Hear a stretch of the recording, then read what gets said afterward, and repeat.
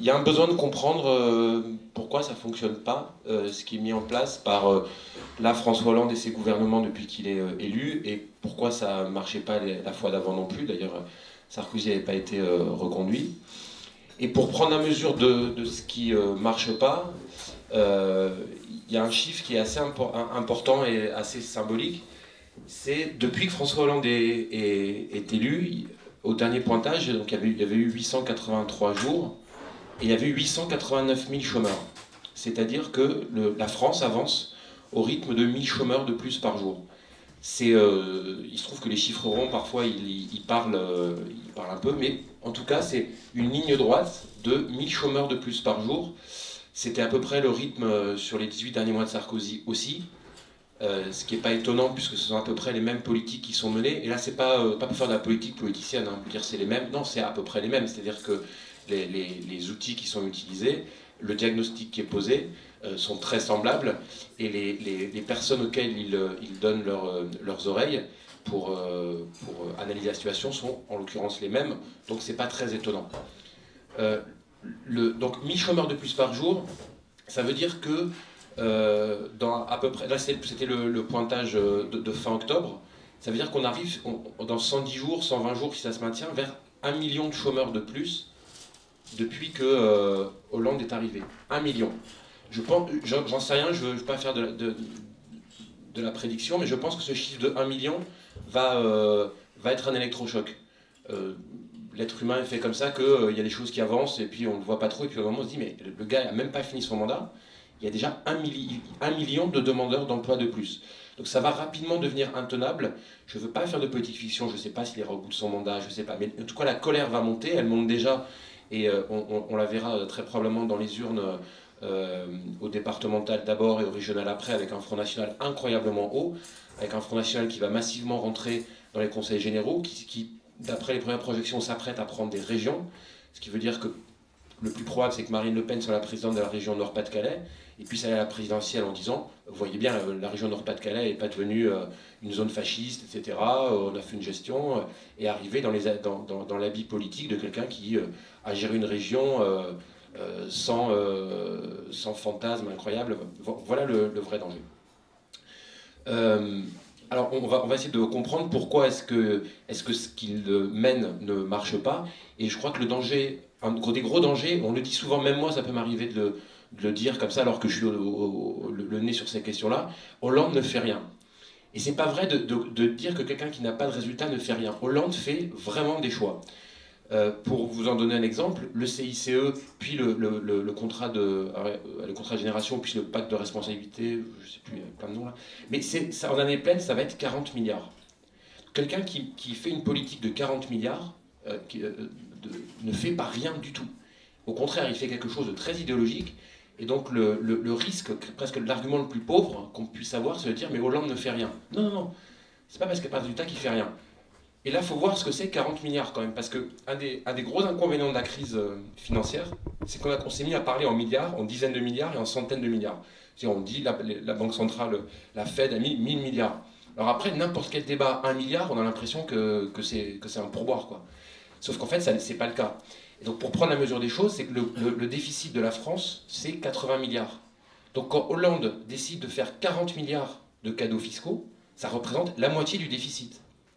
Donc c'est colossal. C'est-à-dire que si on pense que le déficit budgétaire est un problème, et c'en est un pour une partie, le déficit de la France est de 80 milliards. Donc quand on fait 40 milliards de cadeaux fiscaux, ça représente la moitié du problème. C'est-à-dire qu'on est largement en dessous des 3%, on est à 2% si on ne le fait pas.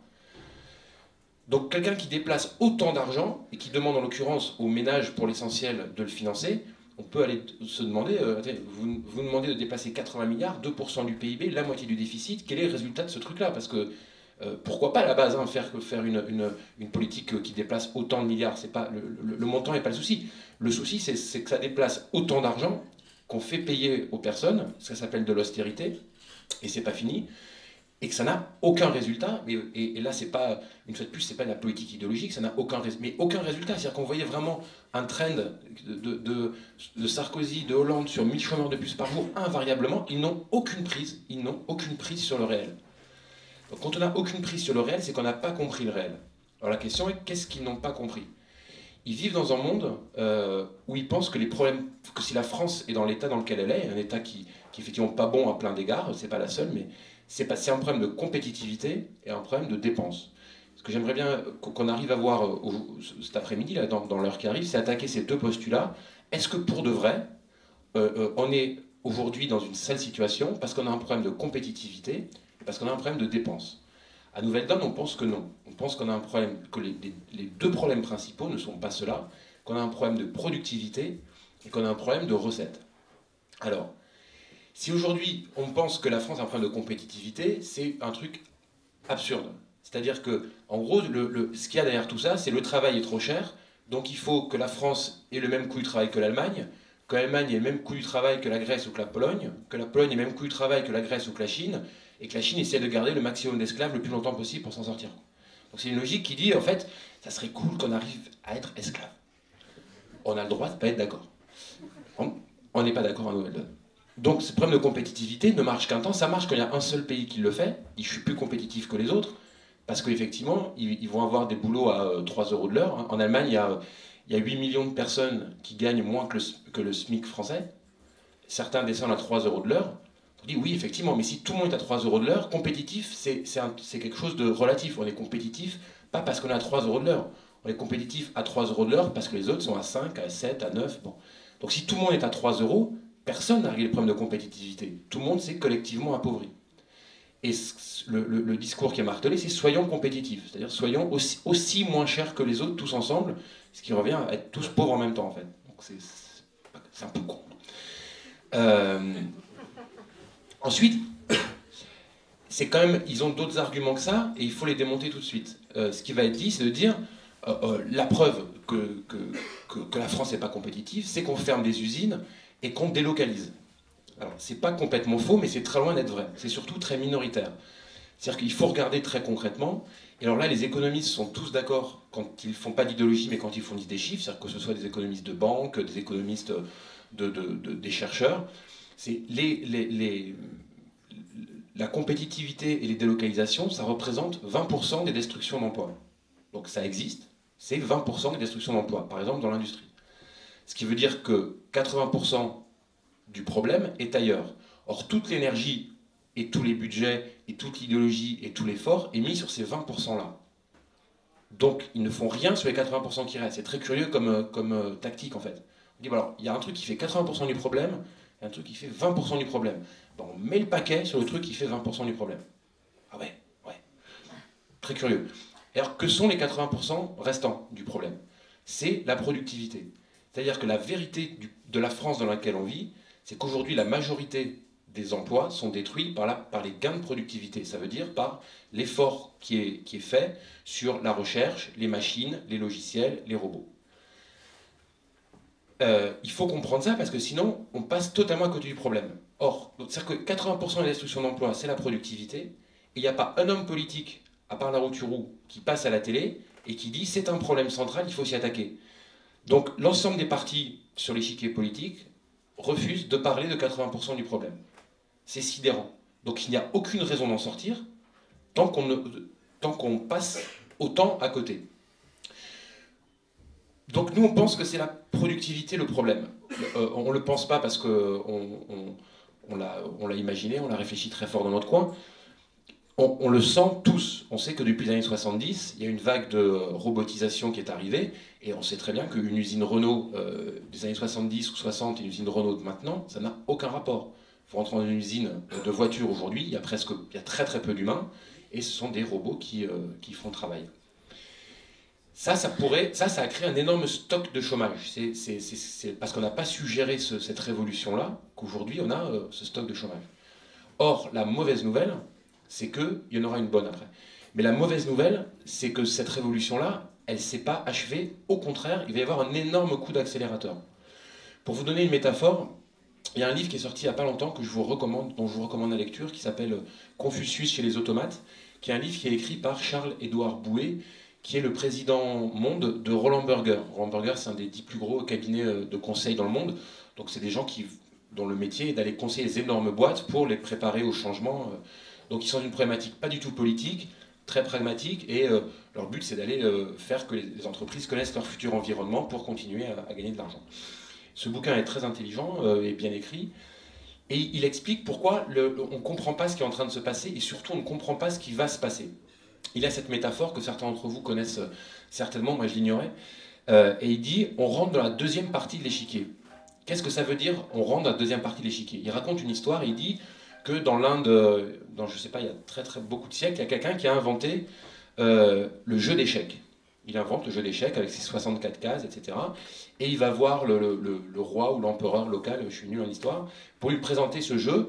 Et le roi ou l'empereur étant subjugué par l'intérêt de ce jeu, il dit comment est-ce que je peux vous remercier? Il dit oh, pas grand-chose, juste un peu de riz pour nourrir ma famille. Il dit mais combien de riz pour nourrir votre famille? Il dit bah, pas beaucoup, vous allez poser un grain de riz sur la première partie de l'échiquier, 2 grains de riz sur la deuxième, 4 sur la troisième case, etc.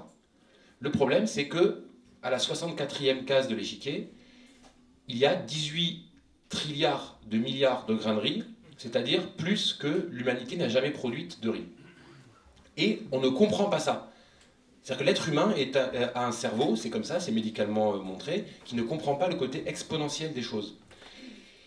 Et il dit, on rentre dans la deuxième partie de l'échiquier. Qu'est-ce que ça veut dire? Ça veut dire qu'à la case 1, il y a 1 grain de riz, et à la case 32, donc à la moitié de l'échiquier, il y a 4000 milliards de grains de riz. Mais 4000 milliards de grains de riz, c'est ce que fait un grand champ de riz. Et un grand champ de riz, on comprend. C'est-à-dire que passer de 1 grain de riz à un champ de riz, on n'est pas, si on n'est pas agriculteur, on voit à peu près, notre esprit comprend ce que ça veut dire. Par contre, passer de un champ de riz à 18 000 trilliards de milliards de grains de riz, là on ne comprend plus ce qui se passe. On a un cerveau géométrique, pas exponentiel. Ça vaut aussi pour la croissance d'ailleurs, c'est aussi pour ça qu'on ne comprend pas, on a du mal à comprendre que la croissance est quelque chose qui est exponentiel et que donc la lourdeur, la menace que ça fait peser sur la planète est exponentielle et pas une ligne droite. C'est-à-dire qu'il ne se passe pas dans les 20 prochaines années ce qui s'est passé au même rythme dans les 20 années précédentes. Bon. Et là, qu'est-ce que c'est la deuxième partie de l'échiquier? Deuxième partie de l'échiquier, ce qui arrive, il faut en parler sereinement et en même temps s'y préparer, c'est qu'il y a une vague de productivité qui arrive qui est colossale.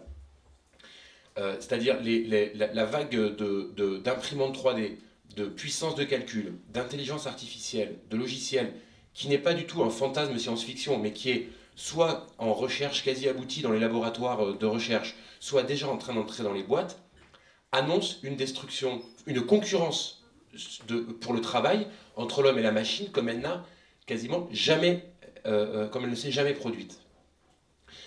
Ce qui fait dire à Roland Berger, donc le cabinet dont Charles-Édouard Bouet est le président, que, et c'est, moi le chiffre m'a fait halluciner, qu'en France, d'ici 2020, on va perdre 2 millions d'emplois. Il n'annonce pas 2 millions de chômeurs de plus, parce que ça c'est beaucoup plus en chômeurs, la population active continue d'augmenter évidemment. C'est-à-dire qu'on va passer, en gros, ça veut dire qu'on passe de 26,4 millions d'emplois à 24,4 millions d'emplois. Si c'est ça, c'est juste, mais l'alu quoi. C'est-à-dire que politiquement, on rentre également en terre inconnue. Et ça, c'est pas un calcul isolé, puisque l'université du MIT d'un côté, l'université Oxford de l'autre, annonce que 47% des métiers vont être concurrencés par la robotisation, l'automatisation et la machine dans les 15 années qui arrivent. Alors de manière très concrète, et c'est ça qui va m'amener à avoir un truc positif, c'est que on a l'image du robot qui remplace des ouvriers, c'est un fait qui va s'accélérer. Ce qui s'annonce, et qu'il faut donc voir en face pour le préparer, c'est que la machine, pour la première fois, va venir concurrencer des métiers qui aujourd'hui s'en sentaient à l'abri. Je vous donne un exemple. Je pense qu'aujourd'hui, les avocats ne se sentent pas, la profession d'avocat, ne se sent pas réellement menacée par la technologie. Ils ont tort. C'est-à-dire que 100% des avocats ne vont pas se retrouver au chômage. Il y aura toujours Dupond-Moretti pour faire des plaidoiries au pénal. En revanche, la majorité des avocats ne sont pas des avocats pénalistes où la flamboyance d'une plaidoirie et cette plongée dans les conditions d'un assassinat où on n'a pas bien compris ce qui s'est passé, c'est une partie de la profession d'avocat. En revanche, avocat est une profession où globalement des gens ont un accès et une interprétation d'articles de loi, de codes, de différents codes, Ce qui n'est pas forcément très compliqué, mais en l'occurrence, quand on va les voir, eux ils savent, nous on ne sait pas, donc on les paye pour ça. En fait, c'est des textes qui, au niveau de l'analyse pour un robot, sont assez simples à analyser. Hein. Donc ce qui s'annonce, c'est que vous allez remplir sur Internet pour beaucoup, beaucoup moins cher que des honoraires ou des frais d'avocat votre cas. Vous dire, voilà, j'ai eu tel en droit du commerce, en droit des assurances, en droit de tout ça. Vous allez rentrer votre cas, et puis la machine, en gros, comprend complètement votre situation, comprend complètement le code électoral, éventuellement va encore plus loin, c'est-à-dire à la mémoire des jugements qui ont été rendus sur l'année, éventuellement même sur ce tribunal-là, éventuellement même si vous lui dites que vous passez à 18h, qu'en fin de journée, ce truc-là a plutôt tendance à passer, donc on vous dit, vous avez 95% de chance qu'il se passe ça, voilà, vous avez eu votre consultation, votre conseil d'avocat, vous l'avez eu, une machine vous l'a donné, et vous la donnez relativement bien dans la plupart des cas. Donc peut-être que quand vous avez un doute, vous irez consulter un avocat pour approfondissement, mais ça réduira de manière incroyable le business qui aujourd'hui propose, qu'il est fait vivre. Voilà le type de métiers qui sont dans les professions annoncées menacées par la robotisation, l'automatisation. Voilà ce qui s'annonce. Donc c'est un problème majeur, puisqu'il nous a amené d'abord à 3 millions de chômeurs aujourd'hui. En fait, quand on compte l'ensemble des demandeurs d'emploi à 6 millions, et le mouvement d'accélération va porter là-dessus. Pourquoi je suis optimiste? Parce que, pour plusieurs raisons. La première, c'est qu'il y a des personnes qui commencent à parler du problème. Alors, il y en a d'autres qui en parlaient avant. À Nouvelle Donne, on en fait partie, mais il y a d'autres mouvements, d'autres penseurs qui le disent depuis longtemps, y compris dans l'histoire de la pensée économique, dans l'histoire de la pensée historique. Mais il y a, depuis je date ça à peu près de le début de l'été dernier, il y a des gens qui font des annonces comme ça, un petit peu.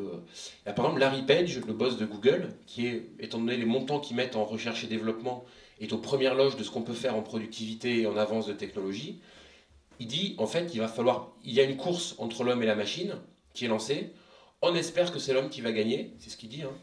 Et globalement, il faudrait passer la semaine de 4 jours, vu la productivité. Alors, les médias sont toujours un peu grégaires, et quand c'est Larry Page qui parle, ça a plus de poids que quand c'est Nouvelle Donne qui parle. C'est comme ça, parce qu'il a fondé Google, c'est un fait, Google est un fait qui s'est établi pour le monde entier, et donc il y a un côté gourou, et ça fait qu'on l'écoute. Quelque temps après, Carlos Slim, qui est le deuxième homme le plus riche du monde, qui a fait fortune dans les télécommunications en Amérique du Sud, et qui a dans tout un tas d'entreprises de nouvelles technologies, qui lui aussi est aux premières loges de la technologie, dit, en fait, moi je pense qu'il va falloir qu'on aille sur la semaine de 3 jours. Il lui dit, il faudra bosser jusqu'à 70 ans, du fait de l'allongement de la durée de vie, mais en fait on n'aura pas du boulot pour tout le monde sur le chemin de ces 70 ans-là, donc il faudra travailler 3 jours par semaine. Tiens, c'est bizarre, c'est pas des gens, c'est pas des personnes dont on s'attend comme ça, spontanément, avec sans doute des préjugés, mais qui s'emparent de ces sujets-là. Et puis c'est Richard Branson qui l'a dit. Et puis c'est l'autre boss de Google qui l'a dit. Et donc on arrive à ce moment-là. Avec un autre danger, c'est que comment est-ce que la machine prend le pouvoir là-dessus. Et là on a eu 2 alertes récemment. Stephen Hawking, qui n'est pas la personne la plus conne du monde, et Stephen Hawking, qui n'est pas non plus la personne qui est la plus contre la science du monde, qui a dit la semaine dernière, ou il y a 15 jours, enfin en tout cas très récemment, il y a vraiment un danger que l'intelligence artificielle mette un énorme coup d'accélérateur qui désorganise complètement l'humain, voire le menace. Et c'est ce qu'a dit à nouveau quelques jours plus tard Elon Musk. Elon Musk, c'est le PDG de l'entreprise Tesla, donc qui lance les voitures électriques et qui a tout un tas d'autres projets qui paraissent aujourd'hui assez démesurés, mais il se trouve que cette personne-là avance sur ces projets. Et oui, probablement, il y aura des gros circuits de voitures électriques dans pas longtemps dans certains États américains. Et il dit pareil, il dit c'est effrayant de voir à quel point la vitesse de l'intelligence artificielle à laquelle elle peut arriver. Et là, l'intelligence artificielle marche essentiellement par des données. Et les données aujourd'hui arrivent de manière exponentielle, et c'est là où on retrouve ce que je vous disais sur les grains de riz, c'est qu'on a du mal à percevoir, aucun de nous ne peut vraiment comprendre, on peut s'en douter, on peut en avoir l'idée, mais ce que c'est que les données qui s'abattent et qui se croisent de manière exponentielle, et donc leur capacité. Donc voilà à peu près. Aujourd'hui, ce qu'il faudrait dire, si on veut parler sérieusement de l'emploi en France, c'est dire d'aller parler aux gens et leur dire, écoutez, voilà, il se trouve que ce qui se passe, c'est qu'il y a un énorme nouveau coup de rein en matière technologique qui arrive, qui va totalement bouleverser le marché de l'emploi. Le rôle du politique, chers citoyens, c'est de préparer ça, de l'organiser et de vous en protéger. C'est la seule parole de bon sens quand on parle du marché du travail. L'autre parole de bon sens étant de dire, il y a un dérèglement climatique qui arrive, qui va tous nous impacter, parce qu'on les voit arriver, au bout d'un moment, les phénomènes climatiques, ils sont réels, on le voit dans le sud, on le voit partout, on le voit dans tous les pays du monde. Voilà les deux grosses choses qu'il faudrait dire pour être très responsable. Et ils font pas du tout, ils disent en fait on va faire croire, on va pas se compliquer la vie, on va faire comme si on restait au XXe siècle, on va dire il faut un peu plus de compétitivité, un peu plus de ça. C'est passé une fois de plus totalement à côté de ce qui est réellement le truc central. Et alors même nous citoyens, on n'en prend pas totalement la mesure. C'est-à-dire que la productivité, c'est le fait que on se rend compte qu'on peut soi-même aller retirer de l'argent à un distributeur. Il n'y a pas d'humain qui nous donne de l'argent. On va à la banque, c'est nous-mêmes on remplit le chèque pour le déposer. On va dans un McDo, aujourd'hui il y a une borne. McDo, dans ses laboratoires, ont mis au point un McDo sans personne, qui marche très bien. C'est-à-dire qu'en fait, il y a deux types de personnes. Il y a les personnes qui le matin viennent mettre de la bouffe dans des casiers, et il y a des personnes qui viennent nettoyer le soir. Après, pour un robot, aller prendre des pains, faire ce mouvement-là, le poser sur un endroit qui cuit, puis le reprendre et faire un truc, c'est le niveau 0, enfin c'est le niveau 1 d'un robot qui fait des voitures. En fait, c'est complètement débile pour un robot de faire un burger. Donc, il trouve que pour l'instant, c'est un peu inamical d'accueillir les gens par des robots. Mais techniquement, ça pose aucun problème. C'est-à-dire, passer de l'ensemble des ingrédients à un burger chaud et livré, ça ne pose aucun problème. Là, si vous avez lu la presse, vous avez entendu que Amazon, qui évidemment a un coup de chaud au moment des fêtes pour livrer l'ensemble des cadeaux de Noël, a embauché, entre guillemets, le mot est bizarre, mais a embauché 15 000 robots supplémentaires pour faire face au coup d'accélérateur de Noël.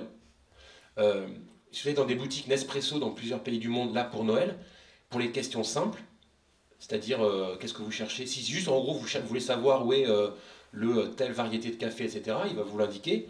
Et plutôt que d'embaucher des personnes supplémentaires pour faire face au coup de feu de Noël, ils ont pris des robots à l'entrée du magasin qui répondent aux questions les plus simples. C'est la première année qu'ils font ça. Donc c'est des choses qui sont totalement réelles.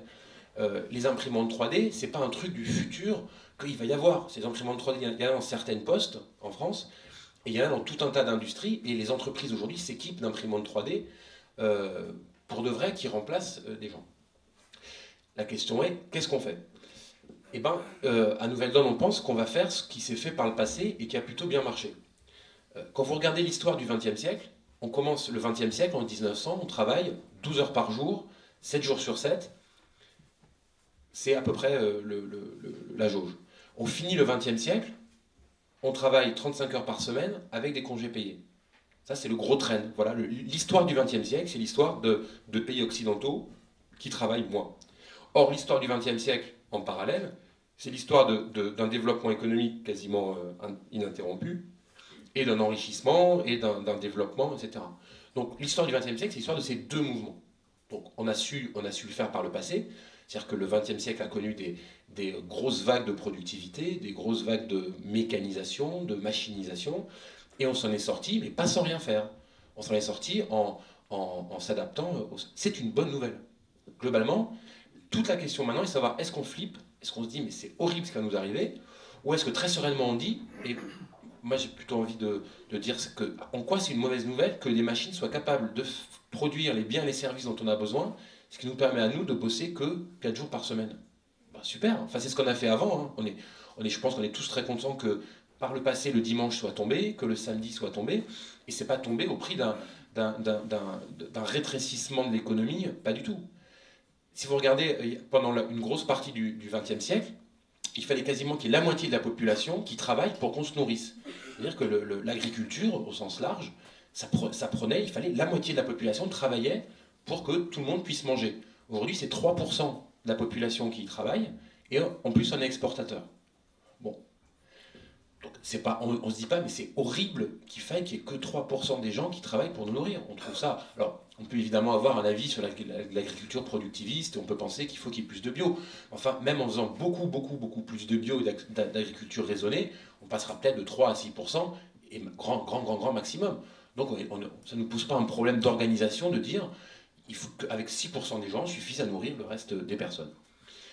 Alors, ça a bien marché parce qu'effectivement, les gens ont ensuite été embauchés dans l'industrie, puis l'industrie a employé énormément de monde, et aujourd'hui, avec 10% des gens qui bossent dans l'industrie, on arrive à produire la majorité des biens qu'on utilise et dont on a besoin. Ce n'est pas un drame absolu non plus, puis les services ont pris le relais. Là, le problème auquel on est confronté, c'est qu'on pourrait se dire qu'il va y avoir un secteur quaternaire qui va arriver, comme il y a eu, une fois de plus, hein, l'industrie après l'agriculture, les services après l'industrie. Bon. Là, on peut en douter.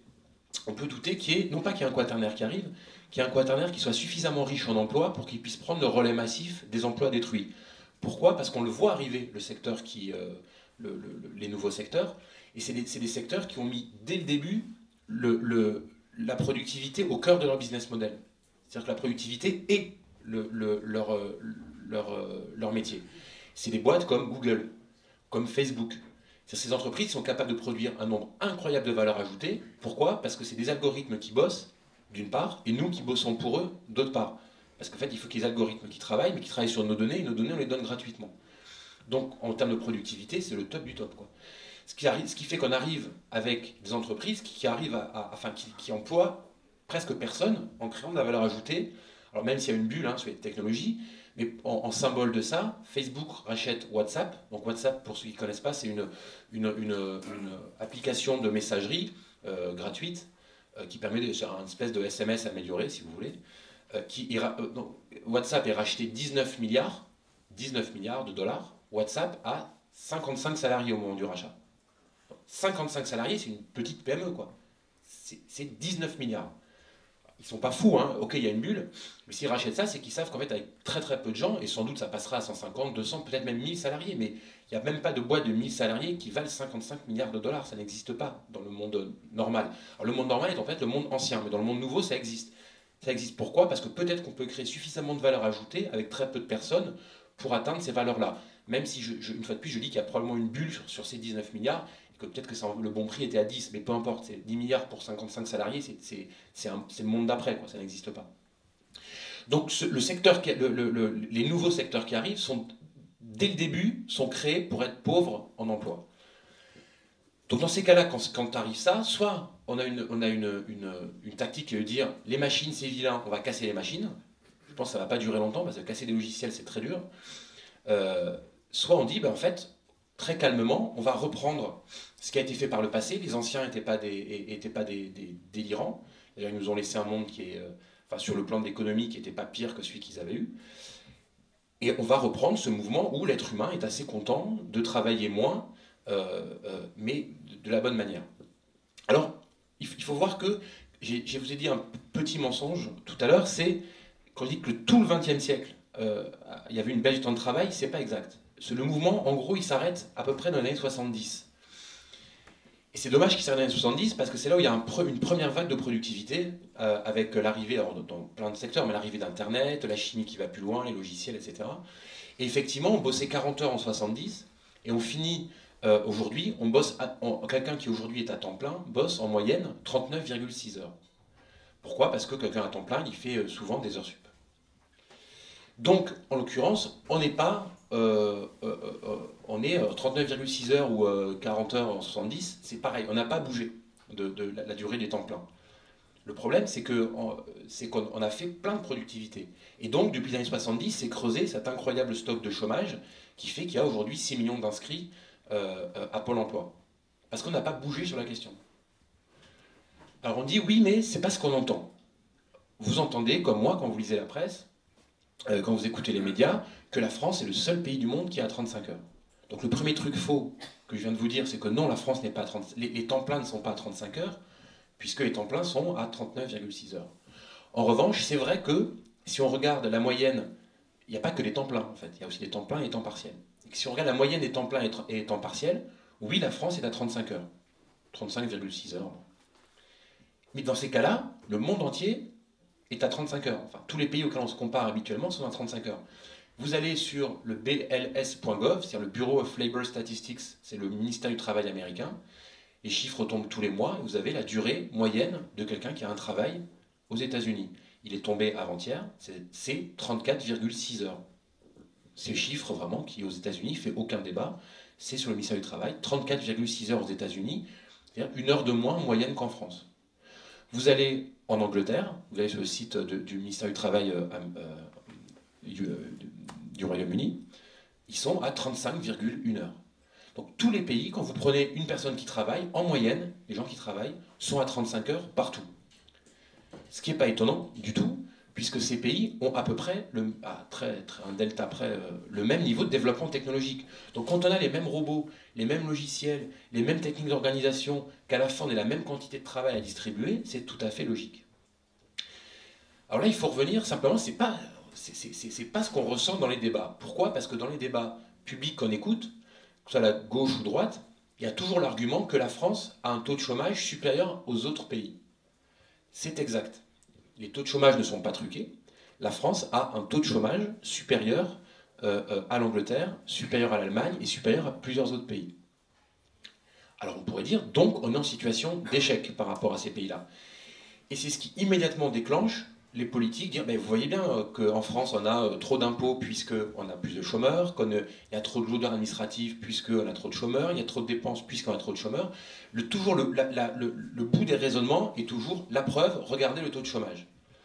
Alors, une fois de plus, ces taux de chômage ne sont pas truqués. Mais il faut dézoomer, regarder ce qui se passe pour de vrai. Ce n'est pas truqué, mais ça indique incroyablement mal la réalité de la situation. Moi, j'ai produit une étude pour le Parlement européen, et avant la crise, pour pas que les différences liées à la crise soient... ça crée des problèmes différents selon les pays, selon le poids d'endettement du secteur immobilier, la financiarisation, mais c'est vrai aujourd'hui. Avant la crise, plusieurs pays européens avaient moins de 6% de chômage. Donc on peut réellement se dire, ben, ça paraît être un succès, donc allons voir ce qui s'y passe. Et il en ressort que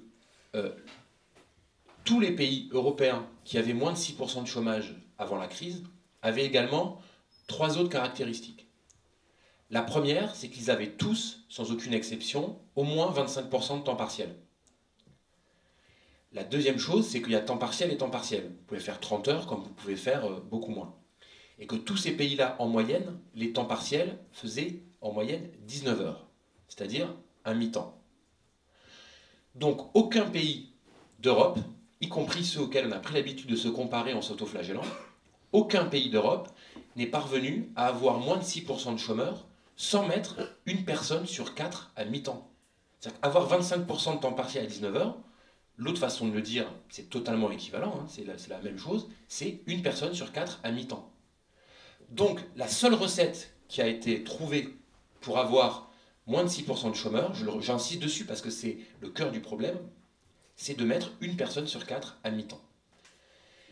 Et quand on regarde qui fait ces mi-temps, pour une grosse part, ce sont les femmes, puisque dans ces pays-là, au moins 40% des femmes sont à temps partiel. Donc c'est colossal. Voilà les 3 chiffres qui tracent le tableau du marché du travail. Donc en fait, il n'y a aucune réussite sur le marché du travail de ces pays-là. En fait, il y a juste 2 modèles. Il y a le modèle de la France, qui pourrait être le modèle de la Belgique aussi, où en fait on a une personne sur 10 au chômage, une personne sur 6 à temps partiel, et le reste qui est en plein emploi. Ou les autres modèles des autres pays, c'est qu'on a plutôt 5% de chômage, 25% de temps partiel et le reste.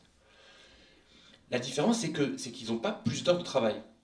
Du tout. Donc j'ai fait un petit calcul, j'ai dit, mais si en fait la France s'organisait, par exemple, à l'allemande ou à l'anglaise, et qu'au lieu d'avoir sa façon de répartir les heures, en fait, on faisait comme eux.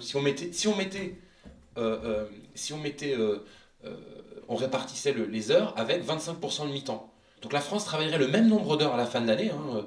On se dit qu'on travaille nos 41 milliards d'heures à la fin de l'année, mais on les répartit à l'anglaise ou à l'allemande. Qu'est-ce qui se passe? Eh ben, il faudrait ouvrir 1 million d'emplois en plus. Mais on ne travaillerait pas 1 heure de plus.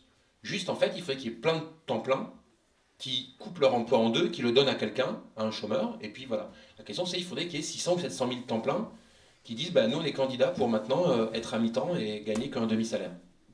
Évidemment, ça n'y aura pas beaucoup de candidats, quoi. Ça ne marche pas. D'autant qu'avoir 25% de temps partiel, évidemment, c'est avoir une personne sur quatre qui gagne un demi-revenu.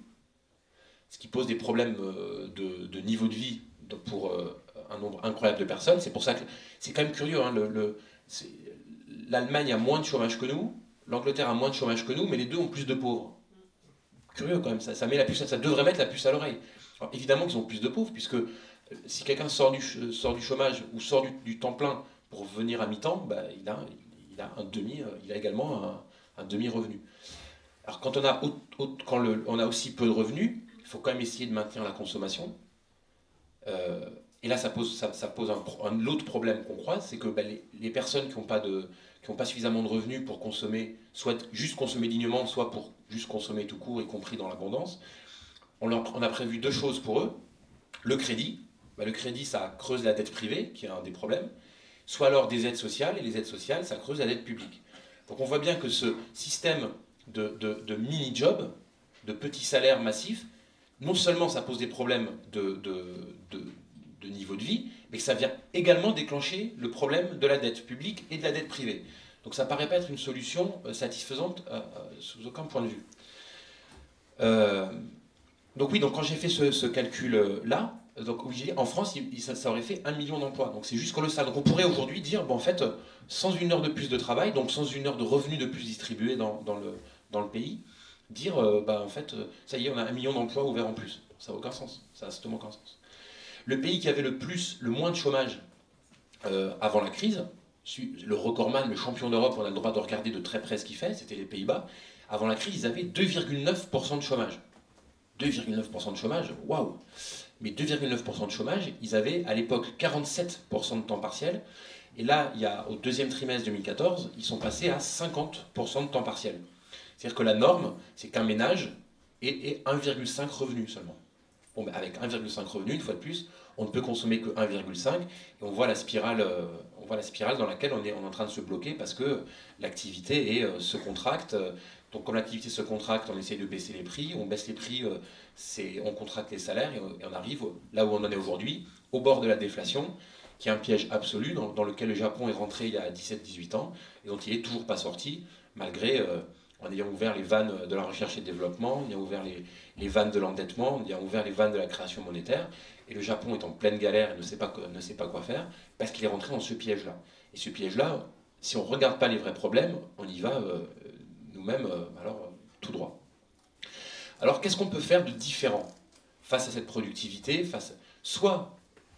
alors, on dit souvent, je fais pas un retour en arrière, mais par raccourci, on dit souvent qu'à Nouvelle Donne ou dans d'autres endroits, on est pour la réduction du temps de travail. On n'est pas pour la réduction du temps de travail. Je l'ai dit plein de fois, c'est pas vrai, c'est une mauvaise formule. Pourquoi? Parce que d'une part, on ne veut pas que la France travaille moins. Le but n'est pas que la France travaille 1 heure de moins au total à la fin de l'année. Deuxièmement, on n'est pas pour la réduction du temps de travail des chômeurs qui sont déjà à zéro. Et on n'est pas pour la réduction du temps de travail des gens qui font 15 heures, puisqu'ils n'arrivent déjà pas à vivre avec 15 heures. Donc parler de réduction du temps de travail, c'est planter nous-mêmes nos arguments, et on ne veut pas ça. Est-ce qu'on est alors pour le partage du travail? Si on est pour le partage du travail, ça voudrait dire qu'il y a ceux qui sont contre et ceux qui sont pour. Le problème, c'est que le travail, qu'on le veuille ou non, il est partagé. Aujourd'hui, on sait exactement comment il est partagé. Il est partagé entre les 10% qui font zéro, il est partagé entre les 1 sur 6 qui font un temps partiel et les autres à temps plein. Donc il n'y a pas de pour ou contre le partage du travail. On essaie de dire, est-ce qu'il y a une façon de le partager qui est plus juste et plus efficace? Et là, on dit, oui, clairement, il y a une façon de le partager qui est plus juste et plus efficace. Et on pense que plutôt que de mettre des gens à zéro et de mettre des gens à moitié, on va essayer de le partager en mettant le maximum à temps plein, quitte à ce que ces temps pleins soient un peu plus courts. Une fois de plus, ça n'a pas été un drame. Loin de là, ça a même accompagné notre développement économique, de passer à 6 jours, de passer à 5 jours. Et il est aujourd'hui grand temps, c'est même obligé, de passer à 4 jours. Alors ensuite, la question c'est comment on fait? Comment on fait? Il faut que ça coûte zéro. C'est hyper important. Il faut qu'on trouve un système pour qu'en fait on puisse avoir que la majorité des gens travaillent à temps plein, donc un peu moins mais à temps plein, et que ce ne soit pas un coût pour les entreprises, que ce ne soit pas un coût pour l'État. Il faut que ce soit un vrai équilibre, où ce n'est pas ni la dépense supplémentaire qui met les entreprises à mal, ni la dépense publique supplémentaire qui creuse les déficits, qui finance cette évolution. Cette évolution, on y est parti pour longtemps, donc il faut qu'elle soit financièrement équilibrée. Il ne faut pas que ce soit un effort qu'on fait là, juste un coup pour tenter quelque chose. Quelle est la situation? Aujourd'hui, on met tous les mois, il y a de l'argent qui est dépensé, à juste titre, parce qu'on a autant de chômeurs. Il y a les deux grosses dépenses pour les chômeurs, c'est d'une part les prestations que l'ensemble donc les prestations chômage, les allocations chômage, si vous voulez, que les chômeurs reçoivent à la fin du mois, c'est bien normal, ils ont cotisé. Et ensuite, la dépense, le coût social du chômage, c'est-à-dire les dépenses qui sont engendrées par le fait qu'il y ait autant de chômeurs. Qu'est-ce que c'est? Ça va être par exemple le fait qu'on ait un pass Navigo ou des transports à moitié prix, ça va être des dépenses de formation, ça va être des dépenses d'accompagnement, ça va même être des dépenses de sécurité sociale parce que au bout d'un certain temps, le chômage ça peut mener à la dépression, à plus de maladies. Donc il y a un ensemble de coûts qu'on appelle, l'expression n'est pas forcément la plus heureuse, mais on appelle ça le coût social du chômage. Donc tous les mois, il y a de l'argent public qui est dépensé pour ce coût social et pour les prestations. L'idée qu'on propose est de dire, activons cet argent-là, c'est-à-dire plutôt que de le laisser financer le chômage, même si c'est heureusement que c'est le cas, hein, je ne suis pas en train de dire coupons les prestations chômage, donc heureusement que c'est le cas, mais est-ce qu'on peut faire mieux que ça? Oui, on peut faire mieux que ça. Est-ce qu'on peut se trouver une idée pour que cet argent-là vienne non pas accompagner le non-emploi, mais accompagner l'emploi? Oui. Quelle est l'idée qu'on propose? On dit, on va dire aux entreprises, toujours honnêtement, c'est pas la croissance qui va, la croissance annoncée, c'est pas elle qui va faire que vous allez embaucher à l'avenir. On sait tous qu'elle est trop faible, qu'elle est de l'ordre de 1%. Et la première personne qui dit qu'elle est de 1% est un gros menteur. Donc Sarkozy et Hollande étaient des gros menteurs dans leur programme, puisque les deux avaient exactement les mêmes prévisions de croissance. Là, on est censé arriver à 1,9 là, dans leur programme au 2, et l'année prochaine à 2,25. C'était ce qu'il y avait dans leur programme au décile près. Évidemment, on n'y est pas, on n'y sera pas, et c'est pas forcément grave. Mais c'est pas de là que vont venir les emplois futurs. Or, en fait, toutes les entreprises aujourd'hui, ce qu'elles vous disent, c'est on a besoin de commandes. Ce qui nous freine dans notre développement, dans nos investissements, c'est qu'il n'y a aucune raison de penser qu'avec 1% de croissance et des chômeurs qui s'accumulent, et une précarité qui s'accumule, comment voulez-vous qu'on imagine avoir plus de croissance, plus d'activité? C'est assez normal, on ne peut pas leur en vouloir de ne pas embaucher avec ces perspectives-là. Tout en sachant qu'en plus, ils arrivent dans pas mal de secteurs à remplacer des employés, comme on l'a dit, par d'autres systèmes d'organisation technique qui sont moins coûteux. Donc, il faut dire, en fait, on va s'organiser pour que l'ensemble des personnes, le maximum de personnes, soient à un temps plein plus court. La loi qu'on propose est une loi assez simple qui dit, on va demander aux entreprises de passer le 35, en gros, de passer de 35 à 32 heures. 31h05, peu importe, il ne faut pas être au taquet, hyper rigide, c'est ce qui a énormément nuit aux 35 heures. Donc en gros, là, il est urgent, on n'a même pas d'autre choix que de baisser le temps de travail des temps pleins de 10%.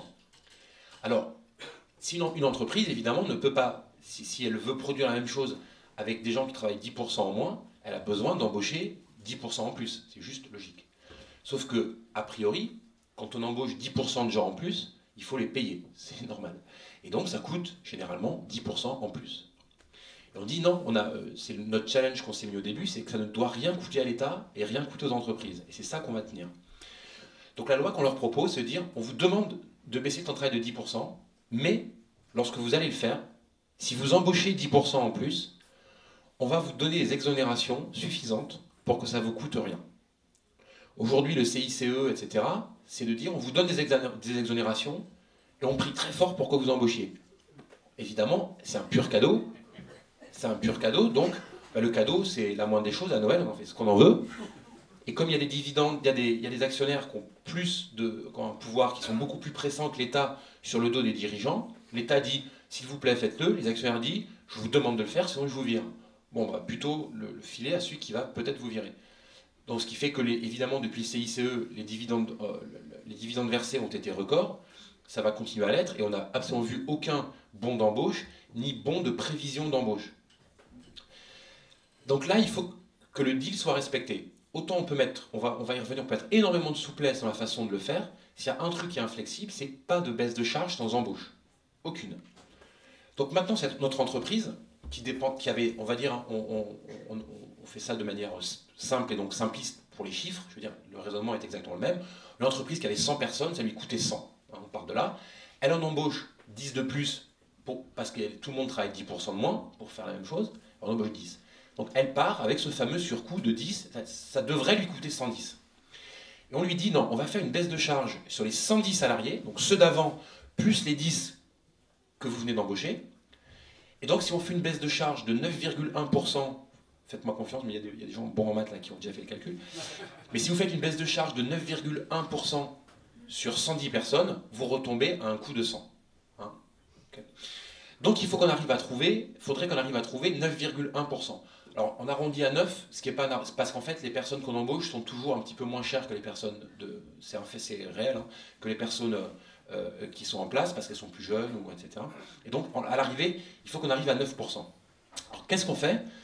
Sur les fiches de salaire, vous avez une ligne qui s'appelle cotisation chômage. En fait, c'est que tous les mois, on verse des cotisations pour alimenter les caisses de chômage. Et ben on dit, lorsque vous passez à 10% de temps partiel en moins, 10% de temps de travail en moins et que vous embauchez 10%, on vous supprime cette ligne-là. Donc déjà, on fait, sur les 9% qui étaient notre objectif, il y en a 6 qui sont faits. Il reste 3. Alors ces 3-là, il y a plusieurs façons de le faire. Soit on va taper dans quelques autres cotisations. Alors, par exemple, on peut dire que on prend des points de CICE. Bref, on fait des baisses de charges sur d'autres points pour celles qui le font. Et donc on arrive à 9. Éventuellement, il peut y avoir un delta de baisse de salaire pour certains, de 1% par exemple. Et dans les entreprises qui sont passées à 4 jours dans le cadre de la loi Robien, qui ressemblait beaucoup à ce qu'on propose, les baisses de salaire ont été votées même par la CGT, c'est assez rare. Pourquoi? Parce qu'il y a beaucoup de salariés qui sont prêts à gagner 1% en moins pour avoir un jour de plus par semaine de libre. C'est-à-dire que le salaire moyen en France, c'est 1700 euros. Donc pour 17 euros en moins par mois, vous avez un jour de plus. C'est un deal que même la CGT peut accepter. Donc ça ne coûte rien à l'entreprise pour l'instant. Il fallait lui faire 9% de baisse de charge sur tout le monde. On lui fait ces 9% de baisse de charge. L'État, pour l'instant, n'est pas intervenu. Là, ça s'est fait de caisse à caisse, hein, si vous voulez. On revient sur l'État. Maintenant, il y aurait une question légitime de votre part qui est de dire, mais attendez, vous nous promettez pas d'éradiquer le chômage, vous nous promettez 1,5 million de chômeurs en moins. Oui, c'est vrai, il y a 1 million de chômeurs en moins, malheureusement, il en reste encore. Or, les cotisations qu'on a supprimées, hein, elles servaient à financer ces chômeurs. Donc comment est-ce qu'on finance ces chômeurs restants? Mais il se trouve que les 10 de plus là, qui sont arrivés, ils se mettent à cotiser, il y avait d'autres lignes sur la feuille de paye. Donc ils se mettent à cotiser à la ligne vieillesse, à la ligne maladie, ça on n'a pas du tout supprimé. Donc il y a en gros 10% d'argent en plus. Alors quand on fait un effet d'assiette, il faut être totalement honnête, c'est pas 10%, c'est probablement 8%, mais il y a 8% d'argent en plus qui va arriver dans les caisses de vieillesse, maladie, etc. 8%, c'est énorme. C'est-à-dire qu'autant on a l'habitude d'entendre que le déficit de la sécurité sociale c'est des milliards, c'est vrai que c'est des milliards, mais en fait c'est simplement 2% de déficit. Hein. Donc 8% d'argent en plus, ça veut dire que ces caisses-là passent totalement en excédent. Et ces caisses-là sont gérées par le syndicat patronaux, syndicat de salariés, de manière paritaire. Et donc il s'agit juste d'organiser le fait que cet argent en plus qui arrive dans les caisses vieillesse et maladie, on en transfère une part vers la caisse chômage qui, elle, n'est plus alimentée par la ligne chômage. Et donc ça boucle. Alors, il y a des personnes qui ont fait ce bouclage-là à l'époque de la loi Robien, notamment Patrick Artus, qui n'est pas du tout un défenseur de la réduction du temps de travail, mais qui est un spécialiste de ces bouclages-là, et qui expliquait dans la revue Option Finance, qui est une revue de geeks de finances publiques, qu'effectivement le bouclage tient. Donc là, l'État n'est toujours pas intervenu, hein. On a juste fait en sorte que les caisses restent à l'équilibre, que tout le monde puisse être financé, à la fois les nouvelles embauches et les chômeurs qui restent. Et l'État peut d'ailleurs... Alors, l'État, lui, il commence à faire des économies. Hein, parce qu'avec nos 10 qui ont été embauchés, ils avaient leur passe Navigo à 50%, leur formation, etc., etc. Donc l'État se met à faire des économies. C'est là où il peut financer, éventuellement, dans le passage de 6 à 9, des choses qui restent, sans aucun coût supplémentaire. Donc voilà ce qu'on propose. Il faut savoir que, donc, comme je l'ai évoqué, de manière volontaire, une loi qui s'appelle la loi Robien avait été proposée à la fin des années 90 de manière volontaire. C'est-à-dire que seules les entreprises qui voulaient utiliser ce système-là pouvaient le faire. Il se trouve que plus de 400 l'ont fait, et une grosse partie aujourd'hui sont encore sous ce régime-là. Et elles sont bien la preuve que ça marche. Je vais vous donner 2 exemples. Le premier, c'est Fleury-Michon. Fleury-Michon qui produit du jambon, du surimi, etc., essentiellement pour les grandes surfaces. Le jambon en grande surface, c'est un des produits où il y a une des plus grosses concurrences qui soit. Ça se joue à quelques centimes. Et si Fleury-Michon est devenu sur la période le numéro 1, c'est parce qu'il n'avait aucun boulet à son pied de compétitivité. C'est-à-dire que pour de vrai, Fleury-Michon est à 32 heures, et pour de vrai, les 32 heures de Fleury-Michon ne lui donnent aucun handicap de compétitivité. Pourquoi? Parce que pour de vrai, le système était bien foutu et il lui a coûté 0. Donc c'est pas une entreprise sociale qui a dit on fait du mécénat à faire travailler les gens. Non, non, ils font pas de mécénat. On ne peut pas faire du mécénat sur le jambon en grande surface. Il n'y a pas la marge qui le permet. Donc Fleury-Michon est évidemment compétitif avec les 32 heures et pas malgré les 32 heures, parce que ça n'est en rien un handicap. Voilà pour une entreprise industrielle dans un secteur très concurrentiel. Si vous voulez une entreprise dans le secteur des services, la Massif est aujourd'hui, donc ils vendent des assurances, est aujourd'hui sans doute la plus grosse entreprise française à la semaine de 4 jours. On trouve la quasi-totalité de la Massif est à la semaine de 4 jours, où ils bossent 31,5 heures. Et eux aussi, ils ont beau être mutualistes, c'est un secteur qui est concurrentiel. Hein. D'une part, ils se battent contre d'autres mutualistes qui n'y sont pas. Ils se battent également pour vendre des contrats face à des entreprises assurantielles privées. Et donc, c'est pas un métier facile de vendre des assurances. Et là aussi, il faut être compétitif. Et ils ne sont absolument pas impactés par leur organisation à 32 heures. Une fois de plus, pourquoi? Parce qu'elle leur coûte 0. On peut même penser qu'elle leur rapporte des choses, à savoir des salariés moins épuisés, plus frais, avec une organisation personnelle plus souple. Et par exemple, quand Larouturou est allé voir 10 ans après la médecine du travail de Fleury-Michon, ils avaient également constaté que les accidents du travail avaient baissé, les arrêts maladie avaient baissé, et donc toutes choses qui sont à la fois bonnes en premier lieu pour les salariés, en deuxième lieu pour l'entreprise, et en troisième lieu pour les finances publiques, parce que tout ça a un coût. Donc ça a même économisé des choses dont je ne vous ai pas parlé jusqu'à maintenant, mais ça crée un climat de travail positif, et ça fait à la fois part du plaisir à travailler et de la compétitivité qui vient du climat social, et le climat social est un des aspects de la compétitivité et de la réussite qu'on peut espérer. Donc voilà l'énorme impact qu'une loi assez simple pourrait avoir. C'est l'impact attendu est de l'ordre de 1,5 million d'emplois. C'est-à-dire personne, y compris, aucune mesure de droite, aucune mesure de gauche aujourd'hui vient vous voir sérieusement en vous disant on peut créer 1,5 million d'emplois. Quand Gattaz il le dit, il n'y a aucun chiffrage derrière, c'est du pipeau absolu, c'est du pur lobbying. Là, c'est des calculs qui ont été faits, qui sont sérieux. Et donc voilà ce qu'on est obligé de faire. Quand on dit qu'on est obligé, c'est pas vrai, on n'est pas obligé. C'est soit on dit allons-y, roulons sur nos 1000 chômeurs de plus par jour jusqu'à 15% de chômage. Alors là, on en accepte soit les conséquences politiques, c'est-à-dire Marine Le Pen au pouvoir, par exemple, ou des émeutes sociales. Après, on ne sait pas comment ça bascule, hein, mais c'est certain, c'est que ça ne fonctionnera pas. C'est-à-dire qu'on n'a pas un tissu social qui est prêt à accepter autant de pauvreté et de misère, et surtout de perspective que ça continue. Donc ça, c'est le cas où le modèle va dans le mur avec des conséquences violentes sur le plan personnel, violentes sur le plan sociétal, et c'est ce à quoi on se refuse. Soit alors sereinement, parce que ce qu'on propose, ce qu'on propose, c'est pas, en plus, c'est pas quelque chose je vous propose pas des sacrifices, quoi. Après, là, personne a s'est sacrifié dans ce modèle-là. Et c'est pour ça que je suis assez optimiste, en fait. C'est-à-dire qu'au début, c'était un peu les machines vont nous menacent, elles menacent notre immobilisme. Elles ne nous menacent pas à partir du moment où on accepte d'aller dans ce monde d'après. Et ce monde d'après, il est incroyablement enthousiasmant, et je crois que politiquement, on peut porter cette chose-là. Oui, c'est absolument pas compliqué et inatteignable, qu'on ait devant nous un monde où la machine, ou les machines au sens large, nous aident à ce qu'on puisse avoir plus de temps pour nous, en ayant le même niveau de bien-être. Mettons de côté la question de l'écologie qu'on peut à laquelle on peut s'attaquer par ailleurs, mais toute chose égale par ailleurs, et on dit aussi des choses sur l'écologie, mais on peut avoir absolument le même niveau de bien-être avec beaucoup moins de chômeurs, parce que notre intelligence collective, celle des chercheurs, celle de l'avancée technologique, fait que c'est vrai que c'est complètement con de descendre un piano à 4 dans un escalier quand on a maintenant un appareil qui fait qu'on peut le descendre en 1 minute. Donc les 4 heures de travail pénible pour descendre en 1 heure, en voyant si ça passe, si c'est très lourd, ben non, ça descend en 3 minutes avec un bras articulé, tant mieux. En fait, l'être humain n'est pas fait dans la vie, c'est pas un horizon de se dire si allons nous péter le dos avec des pianos dans l'escalier, on est tous contents que les métiers répétitifs, pénibles, etc., puissent nous dégager du temps. La question c'est est-ce que quelques-uns gardent tout le pactole du travail, avec de plus en plus de gens qui ont zéro, ou est-ce qu'on dit non, le mieux c'est quand même dans la vie, c'est que ça a un sens de travailler et pas d'être à zéro et d'être dépendant de la société, mais que tout le monde ait un travail, ça paraît être un horizon normal. Après, c'est pas grave, un grand mouvement historique se poursuit, et le 6-5-4 est quelque chose de logique.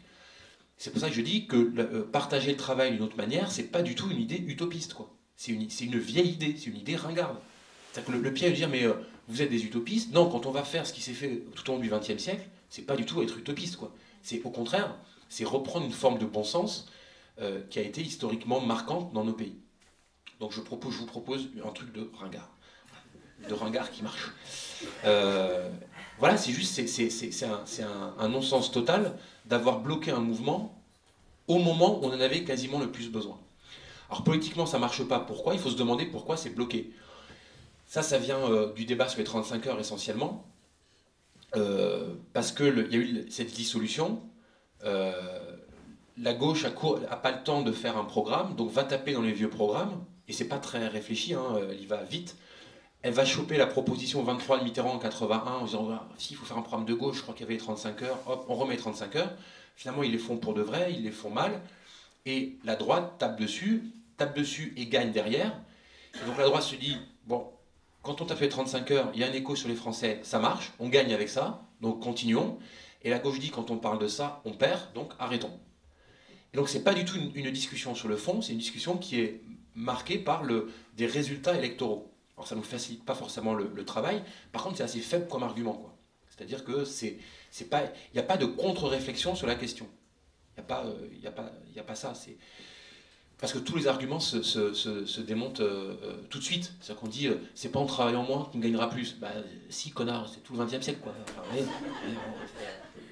donc en fait, il y a une pauvreté d'arguments qui fait que c'est pas ça qui nous bloque. On pourrait être face à un appareil idéologique très développé, et on pourrait ne pas être d'accord avec des chiffres qui sont très contradictoires, et on sait pas, bon, c'est pas le cas, quoi. C'est pas du tout le cas.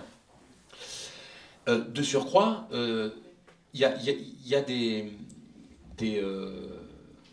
pays où le partage du travail fait de manière défensive, c'est-à-dire pour éviter des licenciements, se fait y compris sous des pays de droite, comme en Allemagne ou au Canada, où là ils ont mis en place une façon de partager le travail pour prévenir les licenciements, non pas pour aller faire diminuer le stock de chômeurs, mais pour prévenir les licenciements, c'est-à-dire, c'est le même système, hein, c'est le chômage partiel, mais à l'allemande il marche beaucoup mieux, il a été plus efficace, c'est la même chose que je vous expliquais tout à l'heure, c'est vous êtes patron, vous avez une baisse d'activité, vous vous apprêtez à licencier 10% des gens, et le système vous dit non, licencie pas 10% des gens, on a une loi qui te permet en fait de garder tout le monde, de baisser le temps de travail de 10% de tout le monde, et l'UNEDIC allemande ou le Pôle emploi allemand va verser les 10% de la différence pour que quasiment l'intégralité du salaire soit maintenue. C'est le même système qui est fait.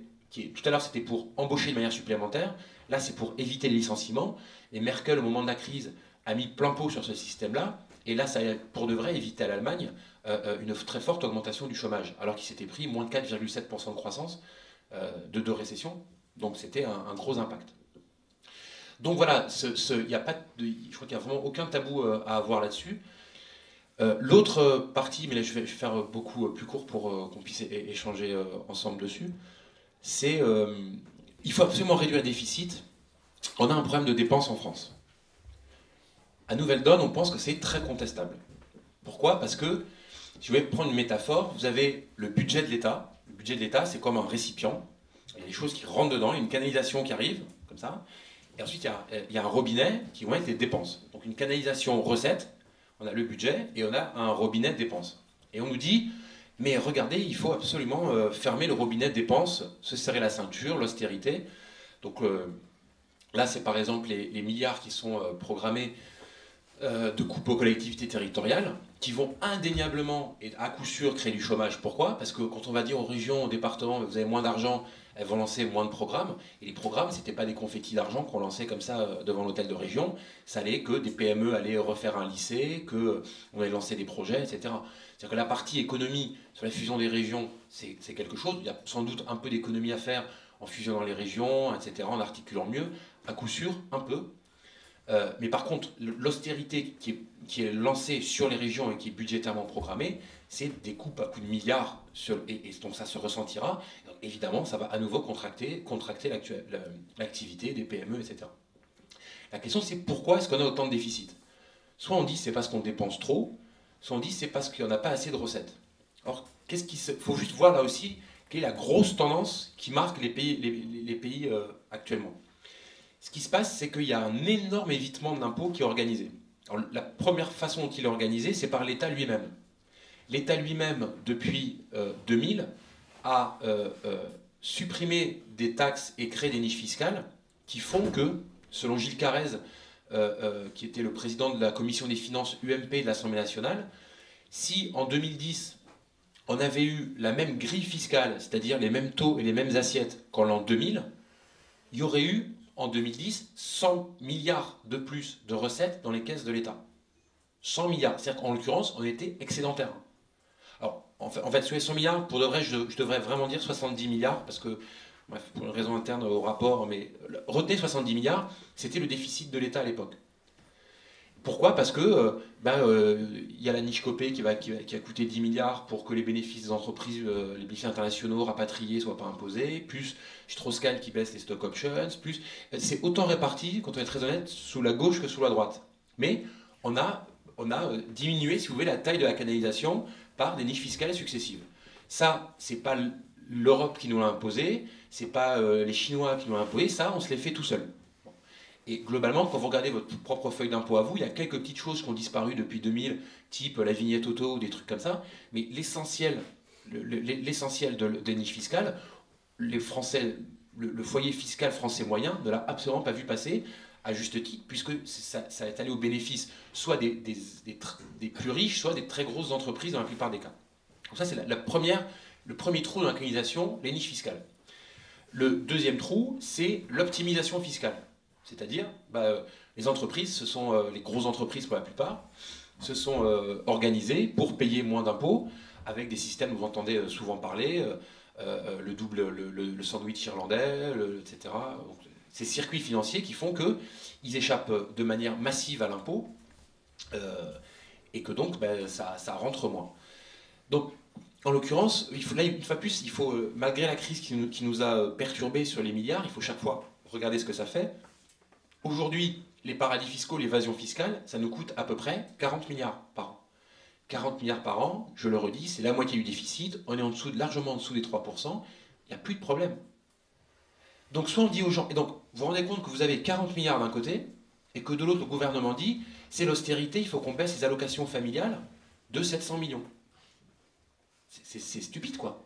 C'est-à-dire qu'en fait, plutôt que d'aller attaquer les allocations familiales pour 700 millions, ou des trucs pour 1 milliard à aller gratter, il faut juste se dire que fiscalement, le problème, c'est qu'en fait, on a une vraie difficulté dans nos économies à collecter l'impôt là où il doit être.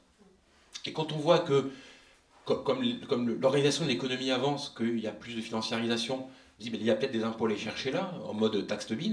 Qui est-ce qui freine aujourd'hui sur la taxe sur les transactions financières? C'est la France. L'Allemagne veut qu'il y ait une assiette plus large et un taux plus fort. La France veut qu'il y ait un taux plus faible et une assiette plus faible. Pourquoi? Parce qu'elle défend les intérêts de ces trois grandes banques qui ont des marchés dérivés. C'est tout. Il n'y a aucune autre raison. Or, en fait, une taxe Tobin, globalement, ça veut dire qu'on ferait rentrer des ressources qui soit pour être allouées au remboursement des déficits et qui permettraient de ne pas demander autant d'efforts aux Français. Donc à nous, en fait. Eh ben non, on se dit pour défendre l'intérêt sur les produits dérivés et le poids financier de BNP Paribas, la Société Générale, etc., en fait, on va renoncer à cette forme de taxe. C'est juste absurde. Donc il est totalement illégitime, on ne peut pas demander aux Français De dire, si vous faites 700 millions d'euros d'efforts sur les allocations familiales, allez faire 4 milliards d'euros d'économies sur les nouveaux chantiers lancés en région, et par ailleurs, on file 40 milliards de CICE, de CICE et de contrats de responsabilité, et de contrats de responsabilité gratos, et puis on ne demande pas la taxe Tobin aucune taxe Tobin pour faire rentrer de l'argent, et puis on fait rien pour l'évasion fiscale. Là, c'est le Royaume-Uni cette semaine qui s'est dit qu'il faut quand même qu'on fasse une taxe sur la taxe Google, sur les entreprises qui essayent de partir, quoi. En France, on n'a même pas essayé. C'est un truc de fou. Donc, la grosse différence politique qu'on propose, c'est de dire, là où eux, ils pensent que le problème majeur, c'est compétitivité et dépenses, nous, on pense que c'est productivité et recette, le vrai problème. C'est ça qui a fondamentalement changé dans les masses le paysage économique auquel on a affaire. Et donc ensuite, si on ne regarde pas ces problèmes-là, on peut continuer à se battre sur la scène politique pour 1 milliard. C'est-à-dire qu'il peut y avoir un débat dans l'IB, dans le Figaro, à l'Assemblée, en disant « Moi, je propose 1 milliard de dépenses en plus. Moi, je propose 1 milliard de dépenses en moins. » On peut en débattre pendant des plombes, avoir se sauter à la gorge, passer dans les médias, on peut animer ça. On reste sur 1 milliard, et ce delta-là, un delta à gauche, un delta à droite, un delta à gauche, un delta à droite, et oui, il y a bien 1 milliard qui va être bougé, ça peut arriver, mais le problème de fond, c'est que c'est totalement à côté du problème. Comme quand, pour finir vraiment, les deux autres choses sur lesquelles ils sont totalement à côté du problème, c'est qu'il n'y aura pas de croissance qui va revenir. C'est comme ça. C'est juste, nous, on pense à Nouvelle Donne que c'est pas grave. C'est-à-dire que, tout à l'heure, je ne vous ai pas dit, bon, ce que je vous ai dit, ça marche, on croise les doigts, si on a 2% de croissance. Non, ça marche, même si on n'a pas 2% de croissance. Donc l'idée, c'est que si on rentre dans un mode sans croissance, première façon de faire, c'est, on dit, si, elle va revenir. On ne sait pas comment, mais du coup, on s'organise en conséquence. On dit, on va dire que l'année prochaine, on a tant de croissance, on ne les a pas, donc le déficit se creuse. On dit, oui, mais l'année d'après, elle va revenir. Parce que là, on arrive sur, évidemment, en 2017, on est à 2% de croissance. Hein. C'est les prévisions actuelles. Comment, on n'en a aucune idée, mais ça devrait revenir. Ok. Nous, on dit, on va faire comme si ça ne revenait pas. Et on s'organise entre-temps pour faire avancer les choses quand même. Et l'autre chose qui n'est pas pareil, hein, la fin de la croissance, qui n'est pas de la décroissance organisée, hein, qui est la fin de la croissance, qui n'est pas forcément un mal, c'est marqué nulle part qu'on a besoin d'avoir un peu plus chaque année pour être bien. Et l'autre chose, c'est les phénomènes climatiques. Ça, c'est un autre truc totalement majeur, c'est-à-dire qu'il n'y a pas une sécheresse de droite, une sécheresse de gauche, il n'y a pas une tempête de gauche, une tempête de droite. En fait, ça, c'est pour le coup, c'est tous les citoyens, ils seront exposés de la même manière à ces changements-là, et c'est un delta dans la pensée politique. Donc, la première responsabilité de citoyens et d'hommes politiques, c'est de dire, voilà, on a ces 4 phénomènes-là qui sont profondément, qui sont l'architecture de nos problèmes, qui sont la productivité, l'évitement fiscal organisé, le manque de croissance et le problème climatique, ou environnemental au sens plus large. Le problème de la croissance qu'il n'y a pas, c'est pas un problème en soi, c'est juste que si, c'est le problème des 1%, c'est le même, c'est-à-dire que quand il n'y a pas de croissance, tout de suite, ceux qui prennent dans le système deviennent des rentiers, et on arrive à la situation des 1%. Pourquoi? Parce que quand on avait 3% de croissance, si certains en prenaient 2 parmi ces 3-là, ces 3 points de croissance, il restait quand même 1 point à distribuer pour le reste des personnes. À partir du moment où il n'y a plus de croissance, toute personne qui prend 1 point ne le prend pas dans le surplus, mais le prend dans le stock de ce qu'avaient les autres. Et c'est ce qu'on voit aux États-Unis, notamment avec les travaux de Piketty mettent superbement en lumière, c'est qu'effectivement, il y a le problème de ces 1%, et qui est le problème d'un enrichissement dans un monde sans croissance. Enrichissement de certains, évidemment, et pas pris sur ce qui est en plus, est pris sur le stock des autres, d'où l'appauvrissement massif, soit au cœur des sociétés, soit entre pays, et cette inégalité-là devient un des moteurs cassés. On n'est pas capable de vivre dans une société où les inégalités se creusent à une telle vitesse.